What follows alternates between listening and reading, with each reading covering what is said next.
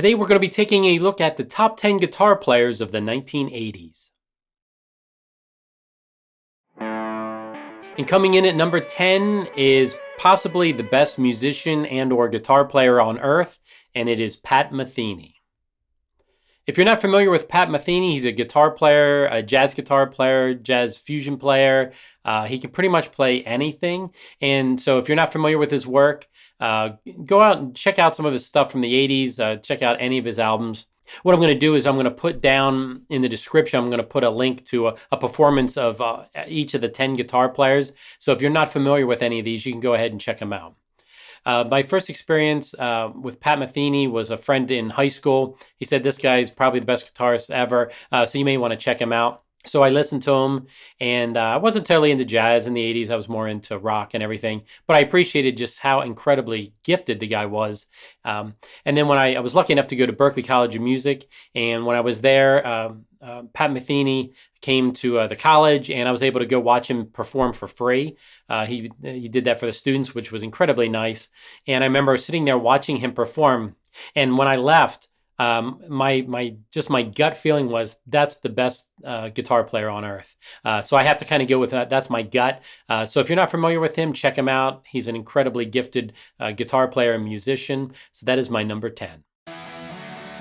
And coming in at number 9 is going to be George Lynch. He was the guitar player for the band Dokken, which probably most guitar players already know that. And so what you're going to notice here with my list is some of these are kind of my favorites. Some of them are just absolutely undeniably the best guitar players of the 80s. But with me, George Lynch, that's a personal pick. You could probably put any one of 100 different guitar players in here. Warren DeMartini, Dimebag Darrell, it's kind of endless. So if any of my picks really piss you off or make you angry, like why didn't I put this person in, leave a comment down below. Let me know how I messed up the list, or did you like the list, and what guitar players would you put on the list? I don't even care if you put your own top 10 list in the comments. That'd be cool as well. All right, so why did I pick George Lynch? For whatever reason, this guy's guitar player, it just talks to me. To me, he sounds fantastic when he solos. He's a very fast melodic guitar player. I don't know. It's just when I listen to him, he just does it for me.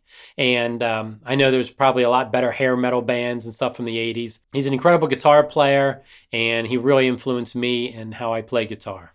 So that was my number 9.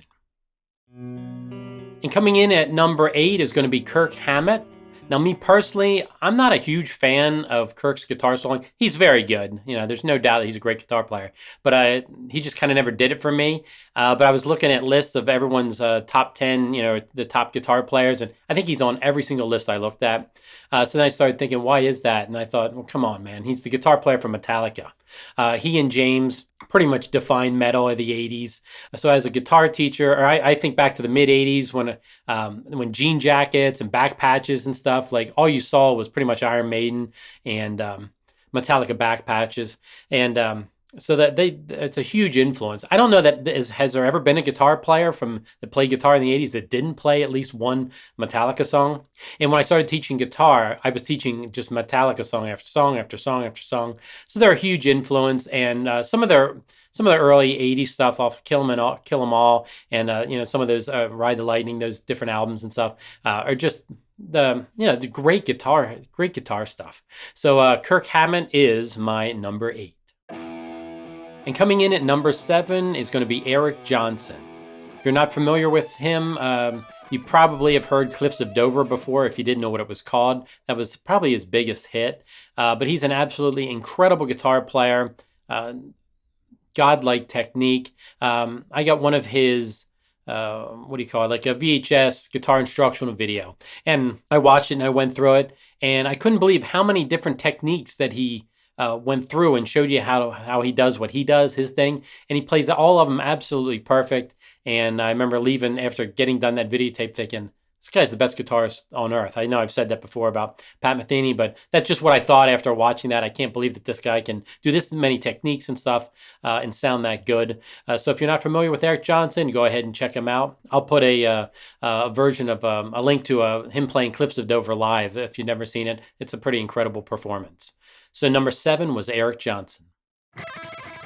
And coming in at number 6 is Yngwie Malmsteen. the Swedish neoclassical guitar god from the 80s. If you're not familiar with him, go ahead and check him out. Pull up some videos. A lot of people love to hate on this guy because his ego is quite large, let's just say. He has a big ego. But if you've never listened to him before, check him out. He's an incredible, he's a virtuoso at what he does. He kind of started the whole neoclassical movement on guitar.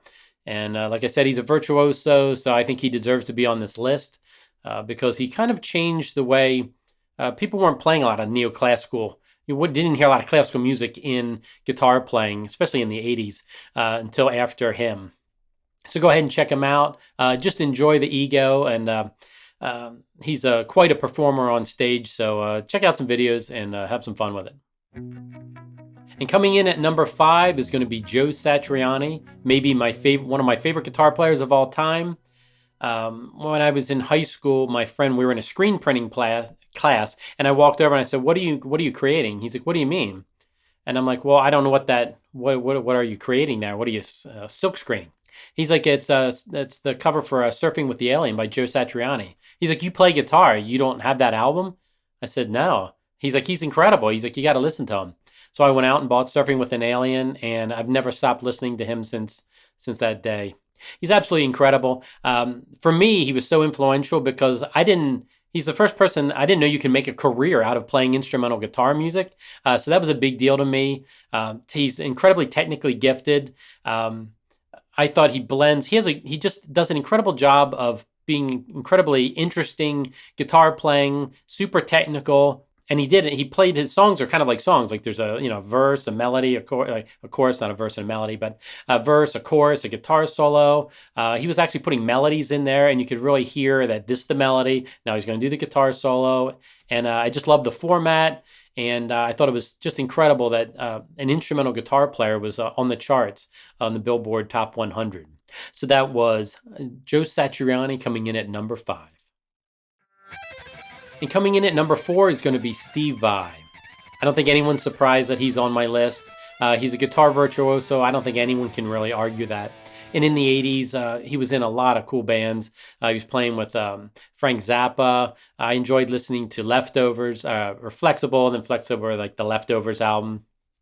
I followed him in Eat 'Em and Smile with David Lee Roth. If you're not familiar with that, what an incredible album with him and Billy Sheehan on bass. Just awesome. And, with Whitesnake. And then, of course, then he goes on, like that wasn't successful enough. He goes on and becomes, maybe the most successful instrumental guitar players of all time, maybe with the exception of Joe Satriani. My first time I ever heard him was in a little floppy 45 that came in a Guitar Player magazine. It was Guitar for the Practicing Musician, or one of those Guitar Player magazines in the mid 80s. My buddy's like, "Hey, check this guy out." It was a little floppy 45 we put on a turntable and listened, and it was him playing Blue Powder. It's not the recorded version that you're used to hearing.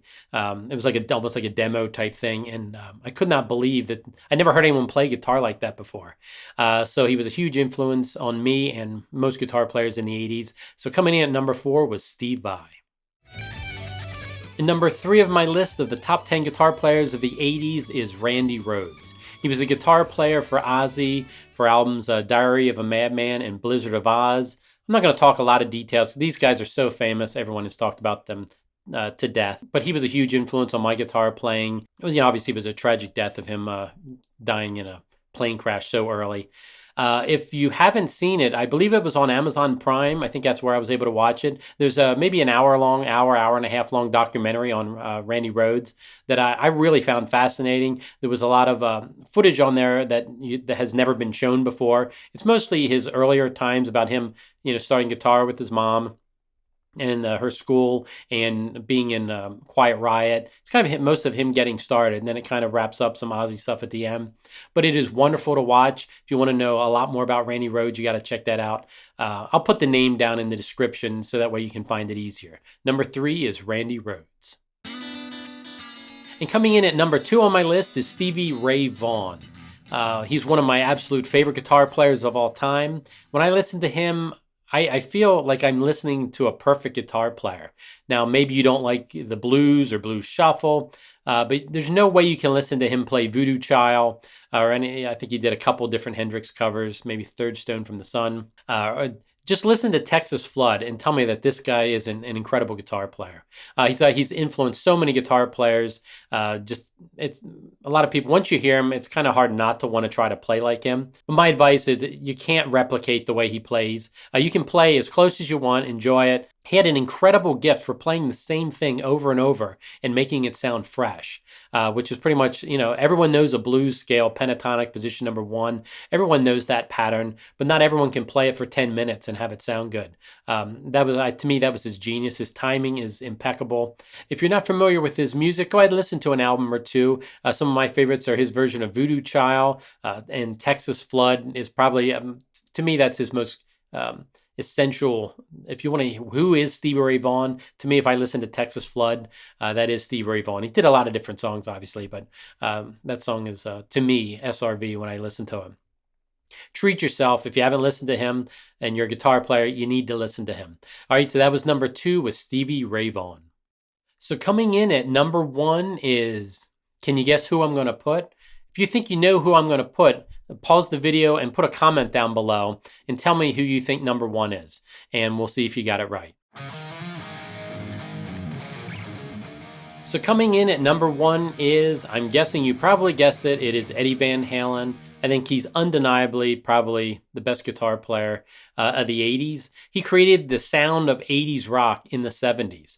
I saw in an interview, he said that he had the song Panama ready to go for Van Halen number 1, which kind of blows my mind. It's a little arrogant, but I liked how he said he didn't think people could handle it yet, so he saved it for a later album. So that's pretty cocky to say, but it's pretty incredible if that is true.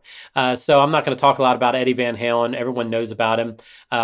Within the last year, Rick Beato spent about a half hour, an hour just talking about the genius of Eddie Van Halen. I'll put a link to the video down in the description if you want to go listen to that. He talks in depth about why Eddie Van Halen is such a genius at guitar. So that's it. That is the list of my top 10 80s guitar players of all time.